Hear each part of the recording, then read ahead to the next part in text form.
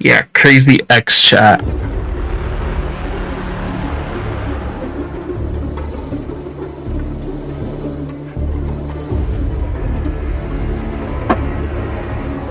Lights on for this one. What the hell was that?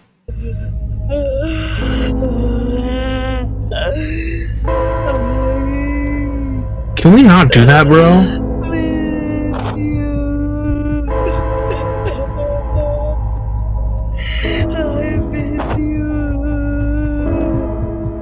This happened several years ago with my ex-boyfriend, Ew. Jason. We'd been dating for a while, but he was ruining every aspect of my life. In his mind, I was an object, not a person. I was supposed to do, say, and be whatever he told me. He didn't want me to work or have friends. He expected me to stay home all day, cooking and cleaning, while he was out golfing or going to strip clubs. One day, I realized it had been months since I'd seen my family. He made sure they stopped reaching out to me by convincing them I didn't want to see them anymore, and by limiting my ability to contact them on my own. I was homesick, isolated, and out of options. But it was his reaction when I said I wanted to end things that was truly evil. At the time, he'd taken us to go to some seedy casino way out of town so he could gamble away the rest of my savings. We were staying in a dingy, depressing motel nearby, the kind of place you take a cheap hooker. And then it dawned on me. That's all I was to him, which is what made me decide to finally break up with him. I started by taking a long shower, so I had time to put my words together. When I came out of the bathroom, Jason was lying on the bed. I told him everything, about how I was done being controlled by him, that I was breaking up with him and going home, not to his apartment, but to my family. I grabbed my bag and headed for the door, though before I walked out, I remembered to grab my phone so I could call a cab to get home. But I couldn't find it. That's when Jason abruptly stood up and placed his hand on my shoulder. His grip was tight enough to leave bruises. I turned back, and from the look on his face, I could tell something in him had finally snapped. Looking for this? Hey, what the hell? Listen, baby, I thought about what you said, and here's the deal. You're not going anywhere. Are you deaf? I said I'm not. From now on, you live here. If you leave this room, if you try to contact anyone, if you even think about going out there and trying to get one of these people to save you, I won't just punish you. No.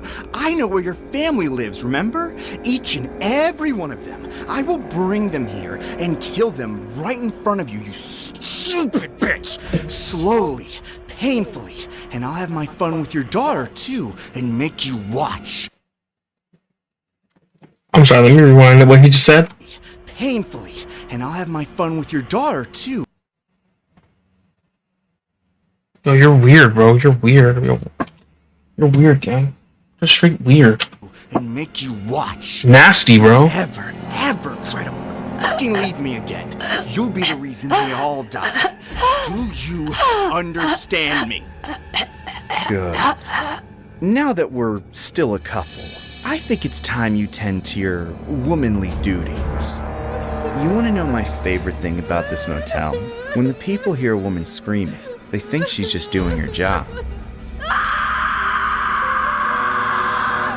I felt like I didn't have a choice. I couldn't bear the thought of anyone in my family, God forbid my own children, coming to harm because I tried to run from Jason. The picture's in the back. I believed he would do everything he promised if I gave him a reason. He was simply that evil. At the motel, Jason treated me like a slave. I had to please him constantly, and no matter how much noise I made, nobody in that motel so much as complained. Jason was right about one thing. This was a place where terrible things happened all the time, and nobody cared. Sometimes, Jason would send me out on errands, usually to go down the street and buy him beer or whatever else he was too lazy to get for himself. I always thought about finding a police officer or going up to a random person to beg for help. But I was too scared Jason would find out and hurt me or my family before anything could be done to stop him. I also didn't know if anyone would care or believe me, as I soon looked the part of a desperate, dirty crack whore because of what Jason was doing to me. That was my life for 6 months, until one day, I learned there was a small library in town, and I felt a tiny bit of courage, the smallest light guiding me to a way out. I knew there had to be a computer there, a way to discreetly get the message out that I was trapped. I begged Jason for days and days to let me go to the library so I could check out a book. I told him I got terribly bored when he was gone, and eventually he caved. At the library, I quickly got on a computer, made a blank Facebook account, and friended some of my family members. Then made the post that finally freed me from the hell I was living in for so long. At last, Jason was arrested, and I was rescued. I got to see my family again for the first time in almost a year. I was ecstatic to be with them, Holy. but I learned my mother had died while I was cut off from society. Some things can't be changed, and some wounds never fully heal. Much of the trauma I endured still affects me, but I want people who might be feeling the same hopelessness I was feeling to know that things can get better. A woman held captive for 6 months by a former boyfriend who threatened to kill her if she tried to escape was rescued from a Nevada motel after writing about her plight on Facebook. Her alleged captor, Jason Greniger, 34, was arrested on Saturday at the motel. The victim had not been physically restrained by Greniger during the ordeal and was regularly sent to a nearby store for food and beer. She had opportunities to contact police. It just took her 6 months to get the courage to do it. She legitimately believed that he would take her out or hurt her family if she didn't stay with him. Greniger was being held at the Clark County Detention Center in Las Vegas on suspicion of second-degree kidnapping and also an outstanding warrant.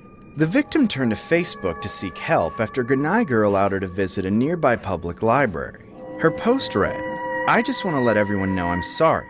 I want to come home, but he won't let me." Later that day, police were told of the post and went to the motel where they arrested Greniger. The victim had been out of contact with her family, including several children, for 6 months until Saturday, and only learned of her mother's December death after being freed. It's 10 p.m. Do you know what your developers have installed?